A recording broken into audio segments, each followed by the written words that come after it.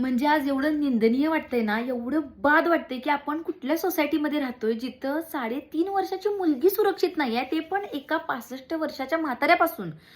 तिथं आपण कायच अपेक्षा करू शकतोय, की आपल्याला न्याय मिळेल आणि आपण सुरक्षित राहू. याचं काय आपल्याला हे आहे, की 3.5 वर्षाची मुलगी जिनं अजून जग बघितलेलं नाही, जिला काहीही ज्ञान नाहीये कशाचं. तुम्ही म्हणता मुलींनी हे घालू नका, कपडे ते घालू नका.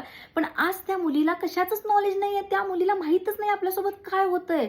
आणि अशा मुलीसोबत ही एवढी घाणेरडी घटना घडली आहे ना, आणि वाईट ह्या गोष्टीच वाटते, की हा लॉचा अभ्यास करताना मी हा व्हिडिओ करते. म्हणजे लिटरली कायच करू शकत नाही. एवढ्या पळवाट आहेत ना आपल्या लॉमध्ये, की कोणी कधी कसाही सुटू शकतो. आणि मेन म्हणजे हा रिपीटेड ऑफेंडर आहे. म्हणजे ह्यानं पहिल्यांदा गुन्हा केलेला नाही आहे. हा गुन्हा करून बाहेर आलाय. ह्यानं ऑलरेडी 2दा हे केलेलं आहे कृत्य, आणि तेच तिसरं कृत्य आता हे त्यानं केलंय. म्हणजे किती गंभीर आहे हे. रिपीटेड ऑफेंडर आहे तो.